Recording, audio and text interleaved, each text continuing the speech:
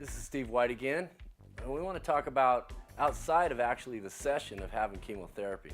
One of the first questions we get as coach advocates is, can I work? Well, obviously that depends on a lot of things. It depends on what kind of chemotherapy you're getting. It depends on what kind of job you have, okay? But don't just think you can't work. Lots of times you can. And for some people, it's better to continue to work and to do things and to try to stay as active as possible, okay? But it really does depend on what kind of job you have. And it also depends on your employer. Now, make sure that you talk to your coach advocate and make sure you talk to your employer. Now, this is where your teammate can step in and help figure some of these things out. Some employers will have time off for you. Some employers can help you work from home. Some employers can help you work part-time. There's lots of options to consider. So you want to sit down with your human resources or your boss and sit down and really discuss what you can do with your work. I want to warn you a little bit here is that, again, getting chemotherapy, you got to have a plan, okay? You got to be in charge of your own plan. Your teammate has to work with you and develop your plan. You got to know what days you're going to be up and what days you're not going to be up. And again, I always refer back to the marathon runner or the guy that's an athlete, and you have to prepare the day before chemotherapy. You want to prepare for chemotherapy. What does that mean? It means relax, okay? Some people get so keyed up that they're going to get diarrhea, they're going to have problems with their nausea and things like that. And some of it is intensified by the fact that you're so emotionally upset. The way to combat that is the day before to prepare. Prepare to relax. Make sure you get a great night's sleep. Do the things you have to do.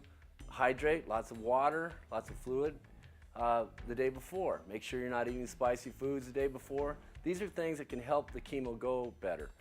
Know that after chemo, that night, the next day, and usually it seems to be as much as 2 days for people who are taking stronger chemo, that they're going to have times where they feel depressed, feel tired, sore, sick. Things are going to happen. Not always. You don't prepare and expect them to happen, but you also do prepare that if they happen, you're ready for them. Okay? So chemotherapy is not just during the session, it's before the session and after the session. And this preparation and being able to get yourself mentally ready to do this is going to help you greatly.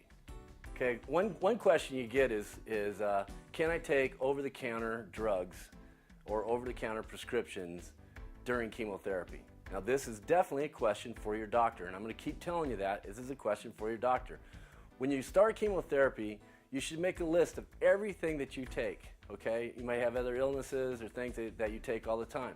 Make a list of everything you take, and when you go in those first times with your doctor, show them the list. These are all the drugs that I'm on. And you can ask questions like, what kind of over-the-counter pain relief can I use?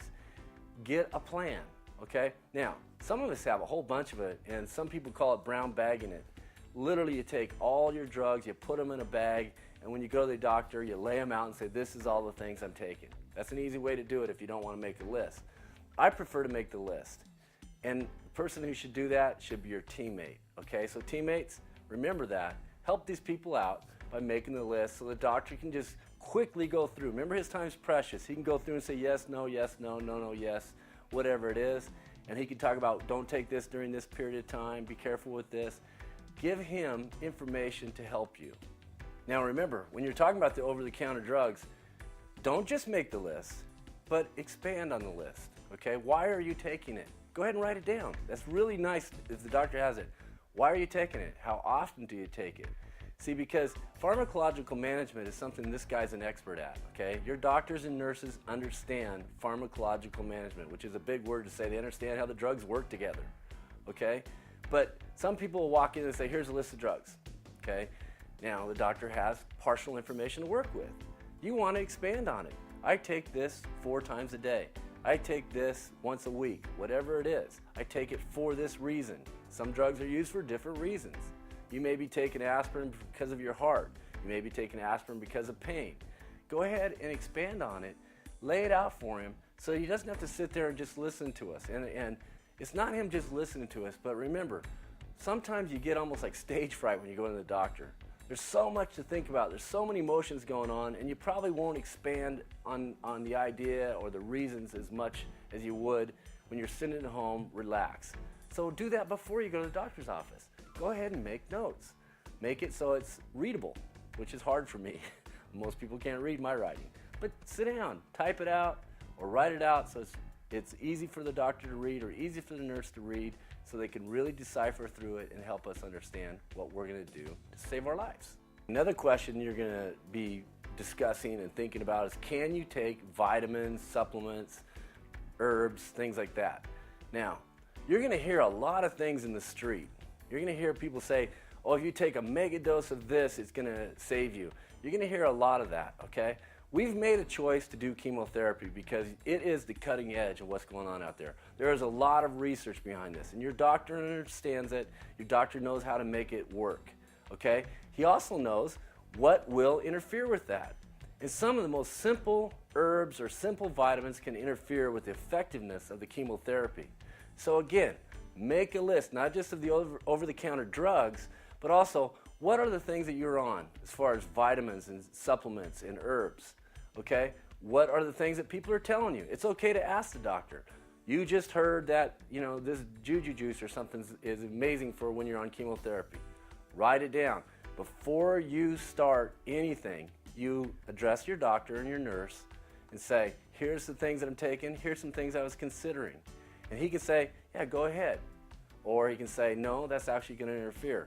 In some cases, he may say, don't do that on certain days. For instance, when you're getting your chemotherapy, it's been found with a lot of my patients anyway, that taking vitamins the day of chemotherapy, even the day after chemotherapy, can interfere with the chemotherapy, but almost more importantly, it can really make you sick. The chemo's going in there to kill cancer and, in a way, toxify your body. And you're trying to put something in there that you're trying to detoxify.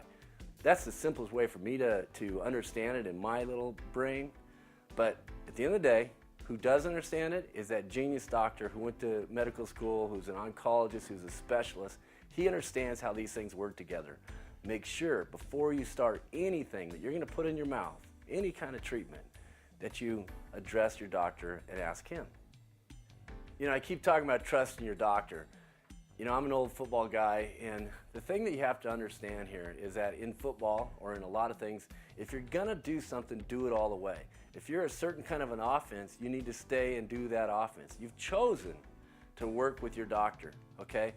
That doctor is now in charge of how your treatments are taking place. So have faith in that. And I'm telling you, emotionally, physically, have faith in that. You're gonna hear a lot of things in the street of people saying, well, you know what, chemo kills people. I've seen chemo save people, many people, and it is currently the best treatment that the doctor has decided for you to take. Okay, so believe in it. Believe in it wholeheartedly. And again, run everything by him when anybody brings something up that's something else you should do. The next thing people ask is, how do I know the chemo is working? Well, again, doctors are very good at this. You're gonna go in, you're gonna get blood tests, you're gonna have different tests going on throughout the chemotherapy, and it's gonna measure how much cancer is in the blood. It's going to have different measurements of what's going on. He's going to see, is tumors shrinking or are they growing? Okay, he's going to know when those tests are needed.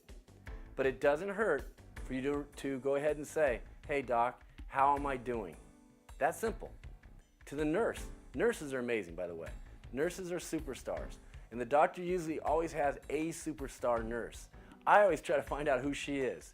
You usually can tell by the way the doctor interacts with her that she is one smart cookie. Get to know her. You can ask the little side questions. And teammates, sometimes you can get a hold of her easier than you can the doctor. You can ask her little side questions. And guess what? Because she likes you, because you're so kind, and because you're so into trying to get healthy, she takes your question, she says, let me ask him. And she'll go find out for you. But knowing how you're doing through the treatment is this simple. You're doing great. Make sure you understand that I'm doing great. Why? Because you're fighting the fight. And the outcome is almost not as important as the fact that you're doing the best you possibly can. And you gotta go with that. You gotta understand the fact that, hey, I'm going in and doing what I have to do. I go into the treatments, I go in there, I let the doctor fight the cancer, let this chemo go in and zap this cancer. The chemo's doing a great job. And the next thing that kind of intercedes between the session and at home is this one thought. When you go in to do your chemotherapy, you're going into a game. It's a major battle going on. And the doctor's doing it, the nurses are doing it, you got this amazing team. You just kind of sit back and let them do what they're supposed to do. But here's the key point. When you leave, first of all, you thank everybody, you make sure you recognize everybody's around there on that team that's helping you. I almost want to walk around and slap them all a high five because this is what they do, okay? But when you walk out the door, forget about it, okay? Yes, you have to deal with the side effects. Those things will happen, but you did the battle, okay? Now, go have a cup of coffee.